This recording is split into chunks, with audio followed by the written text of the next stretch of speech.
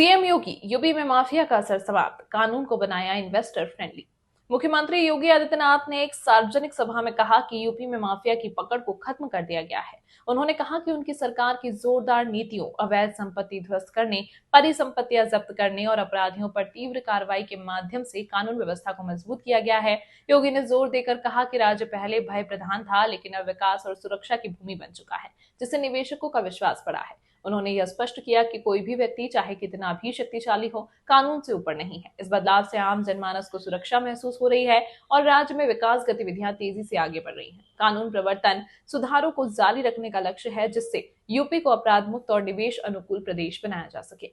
आज मुख्यमंत्री योगी आदित्यनाथ ने गोरखपुर में एक बड़े सार्वजनिक कार्यक्रम को संबोधित करते हुए कहा कि उत्तर प्रदेश अब माफिया राज्य की छवि से बाहर निकल चुका है। उन्होंने दावा किया है कि पिछले 8 वर्षों में उनकी सरकार ने राज्य के अंदर से अपराधियों और माफियाओं की जड़ों को पूरी तरह हिला दिया है। सीएम योगी ने मंच से कहा, जो लोग कभी सरकार को आंख दिखाते थे, वही लोग अब जेल की सलाखों के पीछे हैं। उत्तर प्रदेश अब भय मुक्त समाज की ओर बढ़ रहा है। योगी आदित्यनाथ ने कहा कि सरकार ने अपराधियों के अवैध संपत्तियों पर बुलडोजर जलाकर यह संदेश दिया कि किसी की भी कीमत पर कानून से खिलवाड़ नहीं होने दिया जाएगा। उन्होंने राज्य को इन्वेस्टर फ्रेंडली बताते हुए कहा कि पिछले कुछ वर्षों में रिकॉर्ड निवेश आया है और इसका सबसे बड़ा कारण है बेहतर कानून व्यवस्था। इस दौरान मुख्यमंत्री ने हाल ही में आयोजित ग्लोबल इन्वेस्टर समिट का भी जिक्र किया है, जिसमें विदेशी और घरेलू कंपनियों ने हजारों करोड़ रुपए का निवेश करने का करार दिया था।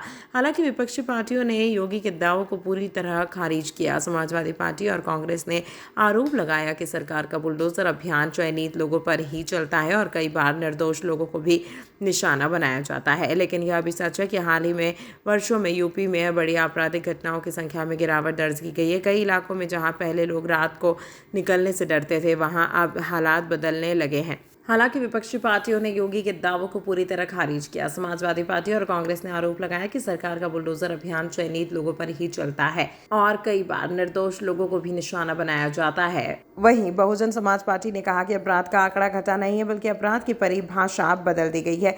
लेकिन यह भी सच है कि हाल ही के वर्षों में यूपी में बड़ी आपराधिक घटनाओं की संख्या में गिरावट दर्ज की गई है।